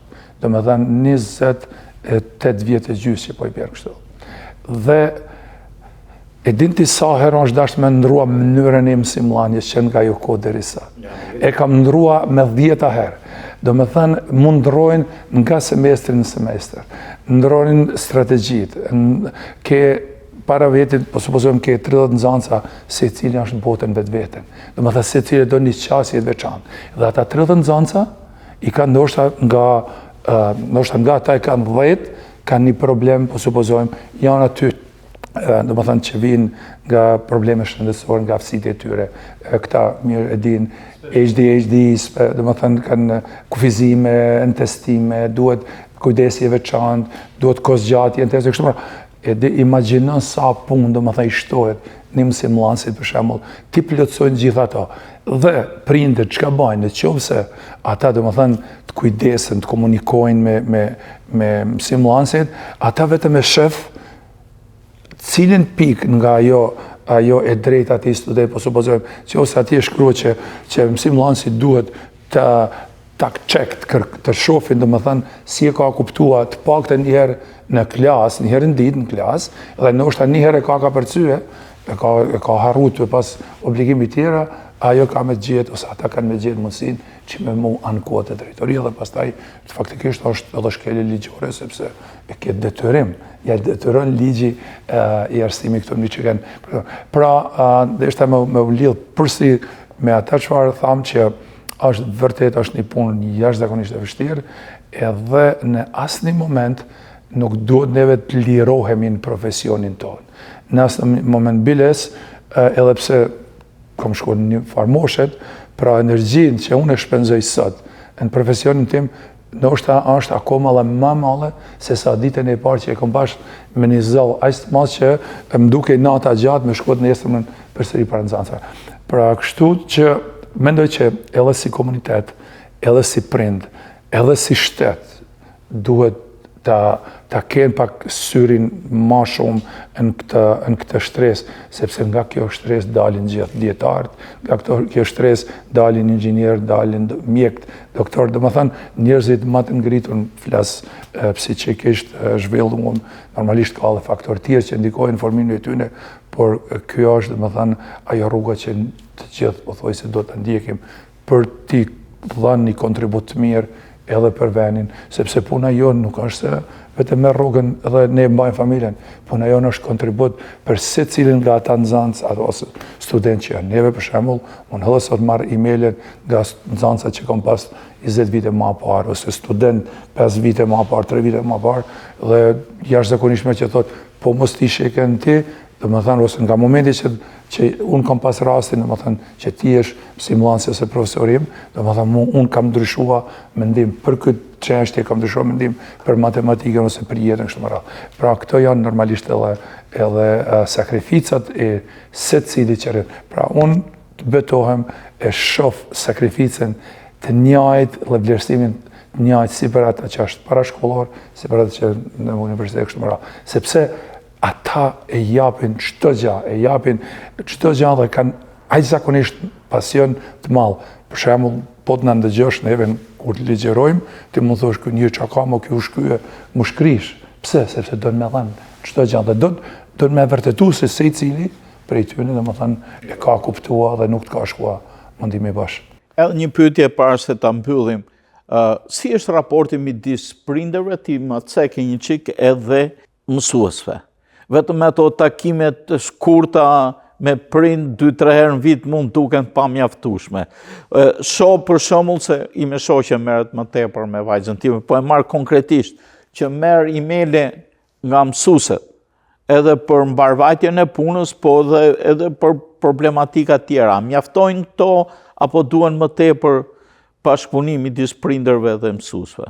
Për mendimin tim është e domosdoshme të ketë më shumë bashkëpunim, dhe ajo që e përmendet dhe juve, që prindi vërtet është numër 1 dhe sakrifikon për fëmijën e vet, por prindi duhet të suportojë mësuesin, sepse mësuesi për ata nxënës është prindi i dytë.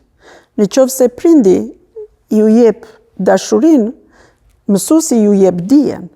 Dhe një mësues që të ketë nën kontroll 150 nxënës në ditë, sepse do jap mësim 5 klasa në të mesme. 5 klasa matematik, nga 30-150 nxënës në ditë.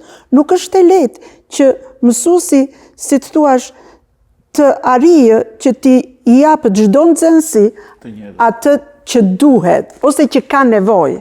Dhe prindi duhet të bashkëpunojë më shumë me mësuesin që të mos fajsoj mësuesin që fëmia e tij se kuptovi, por duhet të jenë më të hapur që të thotë ose dhe fëmia që nuk e kuptova dhe t'ja shpjegosh një herë më shumë, kjo është e domosdoshme, që prindi duhet t'jetë, si i thonë asaj, në të njëjtën anë me mësuesin.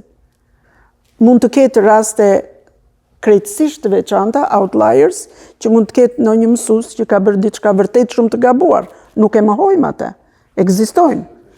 Por aman, mësuesi duhet të suportojë gjithmonë, mësuesi duhet të ketë suportimin nga prindrit. Të jenë në të njëjtën rrugë, në të njëjtën, si i themi në matematikë, me të njëjtin emërues, atëre fëmia do ta kuptojë, sepse edhe fëmijët në atë moshë nuk po them se e bëjnë në mënyrë të ndërgjegjshme, por janë manipulativ. Domethënë është e krejtësisht e çuditshme kur kujtoj ndonjëherë ca skena, e pabesueshme kur i kam dëgjuar nga larg. Dhe kur jam afruar, ndryshovi me njerë. Kështu që edhe prindi duhet të tregojë i pjekur. Vërtet, prindi e do dhe sakrifikon jetën për fëmijën, por ajo që fëmija i shpreh prindit është misinterpretuar dhe, le ta themi, është miskonceptuar. Nuk është njësoj me atë të mësuesit. Nuk është e lehtë, nuk mund të kesh, thash, me 150 nxënës, nuk mund të kesh, janë 300 prindër, në qoftë se shkojmë thjesht fare, që të kesh këtë komunitet. Dhe unë e kam vënë këtë, dhe sidomos në fillim, kur kam ardhur dhe me aksentin tim, sepse kishte plot fëmijë, ishte një grup që u bën që nuk e kuptojmë ne atë, se unë kisha aksent dhe nuk më kuptonin në matematikë. S'të kuptonin apo ishim pretekst? Po prit, s'më kuptonin. Po. Dhe u mblodhën, shkoj puna, më kujtove bordin der. Dhe u dërgua nga distrikti një të matematikës dhe më observë në një orë mësimi. Edhe ajo e matematikës ishte. Kur mbaroi mësimi, tha, Miss Shkembi, tha, është era e parë, tha, që unë, tha, e kam kuptuar këtë, tha, tem, tha, era e parë.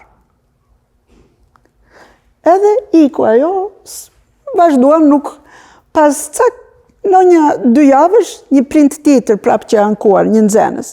Dhe më thret drejtori, nuk e harroj asnjë, më thot, Shkembi, ke ndryshuar ti, thot, mënyrën se si jep mësim? Jo, i thashun. Jo strategjist? Jo, i thashun. Okej, tha, miru pafshim. Prej atere, su duken me, nuk ankoheshin me.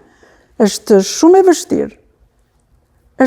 Do me thënë, është një fëmia në mes, është mrekullia, vërtet, fëmia është një engjëll, është një mrekulli. Por aman, mënyrën se si ai fëmijë, sepse është në moshën e papjekurisë, e përdor atë në mënyrë të qëllimshme, është dëmtuese nga të dyja. Janë specialista. Unë do të them një diçka do të tillë bashkë me këta. Edhe besoj që edhe profesor Altini ka përvojë në këtë pikë lidhur me këtë. Unë mendoj që një gjenerat, jo vetëm një gjenerat, por ndoshta të paktën 3-4 vitet e funit, fëmija e devijojnë të vërtetën shumë në komunikim, shumë. Dhe çka është më e keqja, është një thënie atje tek ne, kur thot, ma merr thot dikush lopën, thot, ma për tyrpe ka mund thot që i thom, ma le mor lopën sa lopa ime, se sa ai që e ka për dore. Pra dhe këta është një brez, dhe më thënë, flas ndoshta 3-4 vjet, 5 vjet, dhe më thënë shumë manipulues, të vijojnë të vërtetën në komunikim, me një person në fletrysh, me tjetër ndryshe, dhe kur vjen deri te puna që ti e zën me fakte në dorë, me aso, nuk e ka problem fare as pak, thuse mori një gradë shkencore. Por dhe edhe kjo gjë sjell shumë problem, domethënë edhe tek komunikimi me këto instanca, siç e përmeta më parë, qoftë administrat, sepse ky trekëndsh do të jetë jashtëzakonisht i fortë. Mësimdhënësi, nxënësi, prindi, këtu nuk do të çalohet në asnjë mënyrë, sikurse neve do të jemi suksesshëm dhe fëmia i tyre të jetë i suksesshëm, por prapse nuk ka se janë gjithë. Domethënë thash, është një përgjindje, fatkeqësisht është shumë e madhe, por fatmirësisht ka nxënëse që edhe studentë, edhe nxënës që është kënaqësi me i pas para vetit edhe me bisedu me ta. Edhe unë shpesher më ka ndodhur që t'ju them prindve, ju do t'jeni jashtëzakonisht krenar për fëmijën që keni, dhe kjo është pasuria dhe bekimi më i madh i Zotit që ka mujt ju japin juve. Domethënë të jashtëzakonshëm në çdo aspekt, jashtëzakonshëm. Dhe kjo është edhe ajo pika motivuese dhe shtyse që na bën ne më shumë. Edhe një gjë tjetër që unë kam vrejt këtu në arsim, nxënësave, domethënë me nivel më dobët mësimit, ju kushtohet 3 fishi atyre që janë më të mirë. 3 fishi, domethënë. Edhe me përkrahje, edhe me këtë ma staff, support staff, ma special, janë domethënë njerëz që merren domethënë në arsim të veçantë për që merren me ta, kanë orare të caktuara, kanë domethënë dinë jashtëzakonshme. Ju jepet mundësia për me domethënë paraqit detyrat më vonë, me orare më të vonshme. Domethënë vetëm faktikisht me shty, kurse një student që është jashtëzakonisht i mirë, dhe shpeshherë them të paktën ja përmend një emrin në fund vitit, të paktën që ka pas këtë. Po kjo është edhe më e keqja, shpeshherë ndodh që jo thotë se ofendohet ky thotë. Ky tjetër. Kjo është problemi edhe më i madh që unë e kam vrejt. Po pse ka për të ofenduar? Edhe shpeshherë përdori, unë e di se jo të gjithë e kanë mundësinë të mësuarit ose të akceptimit edhe domethënë kuptimit të mësimmarrjes e kështu me radhë, por unë them të paktën nuk ka nevojë të gjithë ta kenë notën A, po të paktën një C mund ta marrin gjithë, sepse nuk ka kërkesa as të mëdha. Po, a kanë të njëjtat kushte, po, a kanë të njëjtin mësues, po, a kanë të njëjtin sistem, po, njëjtin program, po. Nuk po kërkojmë që gjithë ta kenë A, për shembull, ose A+. Po të paktën një C mundet secili flas në që ose përderisa nuk ka ndonjë tmeta fizike ose psiqike, apo diçka tjetër. Por ju kushtohet më shumë, edhe shpenzohen, edhe distrikti, edhe shteti shpenzon më shumë për këto nivele, se sa për ata që janë më të vërtetë super studenta që është. Sepse i mohohet e drejta ati të avancoj më tepër, kupton. Shumë e vërtetë. E shoh këtë se i me shoh që punon në arsim si e jashtme, kështu kujdeset për një nxënës cili ka diabet 1 edhe i ruan atë. Domethënë për një nxënës ekziston një person kujdestar. Vetëm atë nxënës e ka i me shoqen në kujdes. Edhe kjo është Më fal, mos harrojmë që ato janë plagë që kanë ardhur nga Zoti. Kështu që prandaj ne duhet patjetër të investojmë tek ta.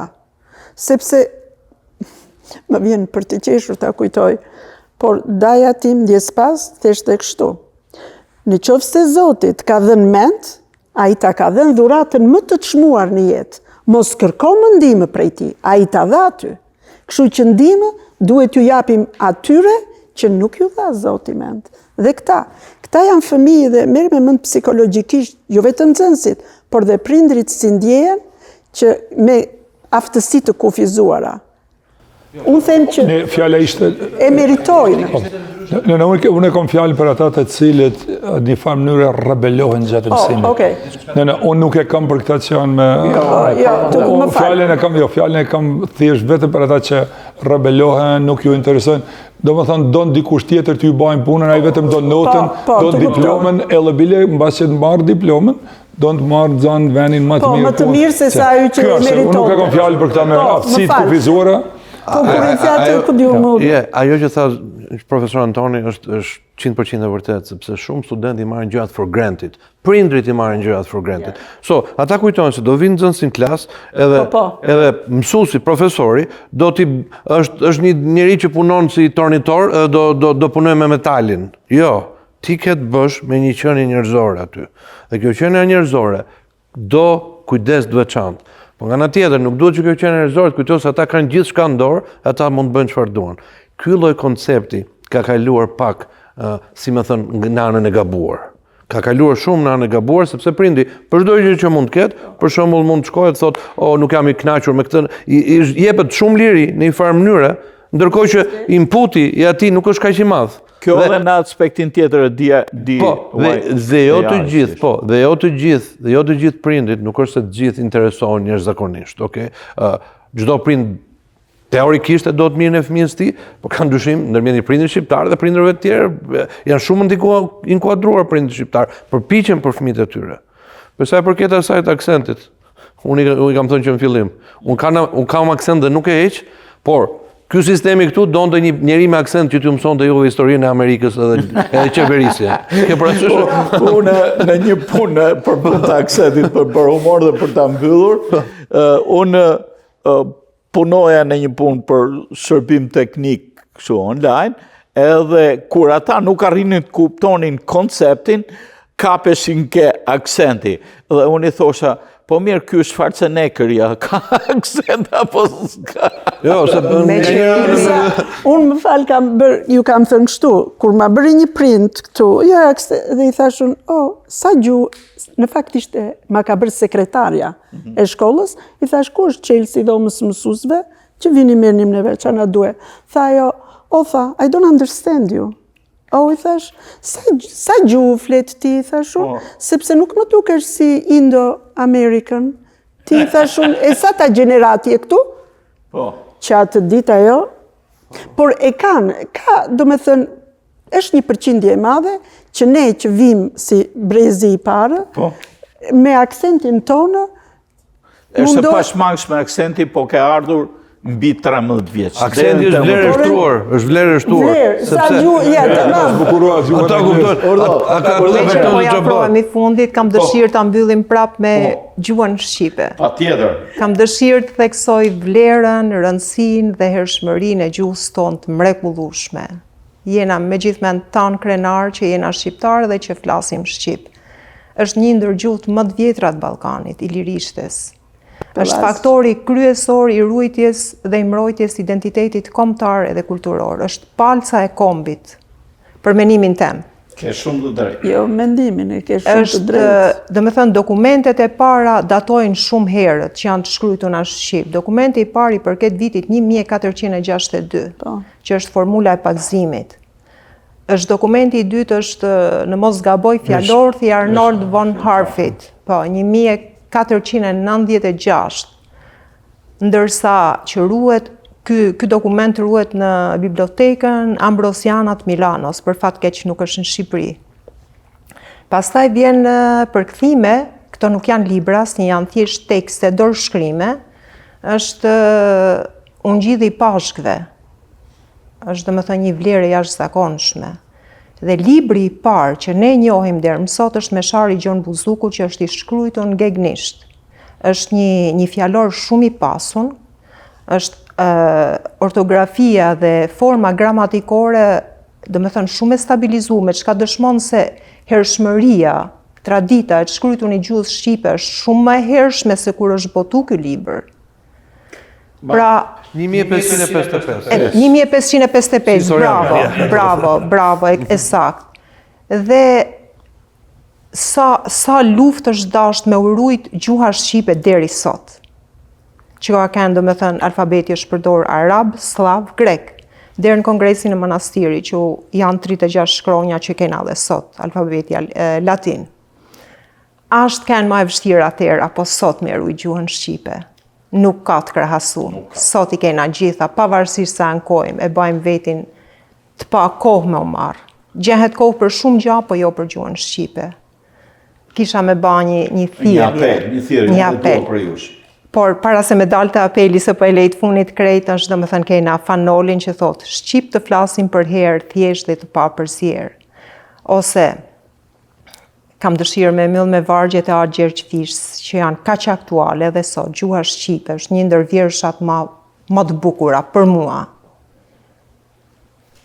Pra mallkue një i birë shqiptarit, që kë gjuhë të perenis, trashigim që na e lajpari, trashigim si alena i fmis.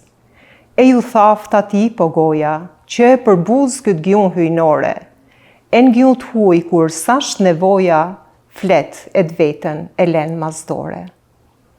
Është ka që e bukur. S'ke nevoj me i ba koment. është kaq, do me thënë se kaq aktuale. Shumë aktuale. Mete gjithmonë aktuale. Sidomos për ne që jena në mërgim. Okej, për të mbyllur, duke ju uruar të gjithë mësuesit festën e tyre, do desha që secili prej jush të jepte një mesazh për mësuesit shqiptar. Shkurt.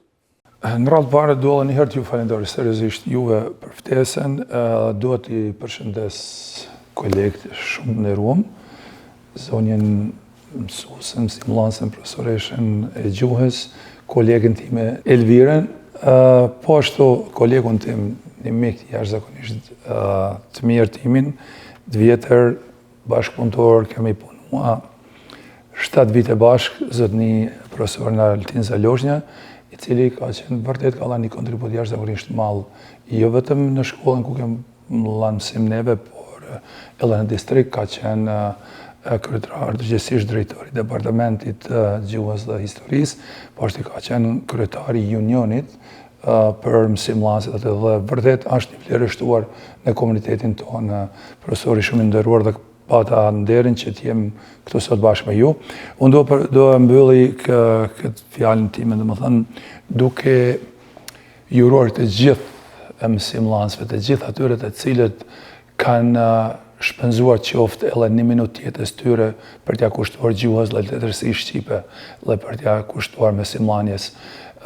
Unë i bashkangjitet edhe fjalës së Verës, pra profesoreshës, që neve vërtet do të ruajmë një llorat male që na ka dhënë vetë Zoti.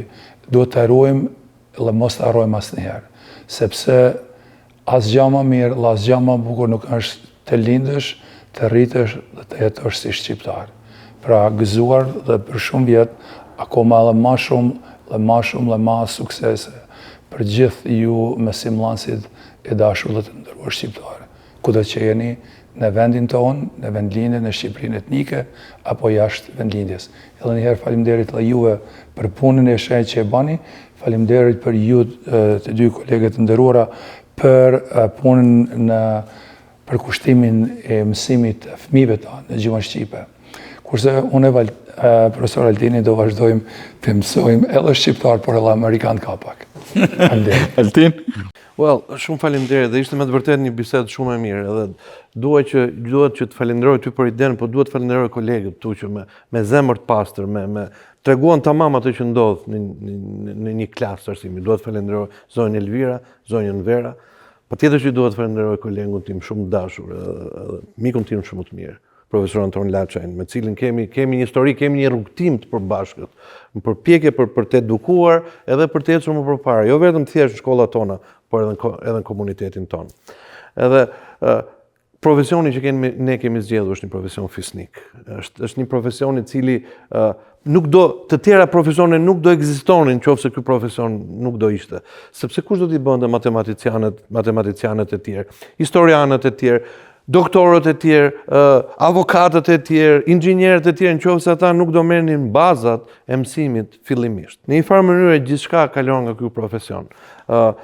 Edhe duhet me gjithë zemër të uroj ditën e 7 marsit, gjithë mësuesve shqiptarë, gjithë atyre që janë të inkuadruar në profesionin e arsimdhënies, ose të inkuadruar në edukimin e brezave të rinj, për atë që bëjnë çdo ditë, çdo moment. Ata që jetojnë këtu, në këtë komunitet, ata që jetojnë në Shtetet Bashkuara të Amerikës, po edhe mësuesit heroik që jetojnë në Shqipëri. Gjithmonë sa herë që shikoni një mësimdhënës, sa herë që shikoni një edukator, përpiquni që me sytë e mendjes shikoni se sa shumë ata ju kanë dhënë, sa shumë ju kanë dhënë juve, sa më shumë i kanë dhënë fëmijëve tuaj. Edhe faleminderit për këtë.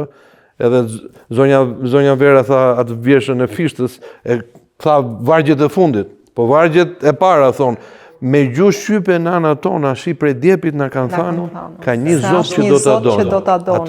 Atë që jetën na kanë dhënë. Eksakt. Edhe shqyp na thanë se Zoti për shqiptar shqipninë e fali, e derisa të enden stina e moti, do ta gëzojnë ata djalë mas djalit. Kjo është gjuha. Bravo. Edhe ju si pensionistët tash të jemi urime për mësuesit e rinj. Uroj të gjithë mësuesve të rinj edhe ata që vazhdojnë akoma japin mësim. Ju uroj gëzuar 7 marsin, qofshi gjithmonë të respektuar, të nderuar dhe kryesisht me shëndet. Është një nga profesionet më të madhërishme do t'i quaja. Sepse të rritësh, siç e përmenda, të rritësh 1, 2, 3 fëmijë është shumë e vështirë, por që të edukosh me qindra fëmijë në karrierën tënde, ajo është vërtet një punë kolosale. Është e pamatshme. Mësuesit kanë qenë gjithmonë arkitektët e heshtur të shoqërisë, aq më tepër të shoqërisë shqiptare. Ata nuk ndërtojnë vetëm karriera, po ndërtojnë karaktere dhe ndërgjegje të nxënësit. Qysh nga klasa e parë e Korçës së vitit 1887 e deri në klasat moderne këtu në Amerikë, një gjë mbetet e njëjtë. Fuqia e dijes dhe roli i mësuesit në formën e së ardhmes, në këtë mes edhe për komunitetin shqiptaro-amerikan. Me këtë bashkohemi të gjithë në urimin gëzuar 7 marsin, të gjithë mësuesve, të gjithë edukatorëve, të gjithë atyre që na kanë dhënë dije edhe të gjithë atyre që vazhdojnë e japin dije brezit të ri. Ju faleminderit për vëmendjen në këtë emision, besoj se do keni mbetur të kënaqur. Gëzuar. Gëzuar, faleminderit.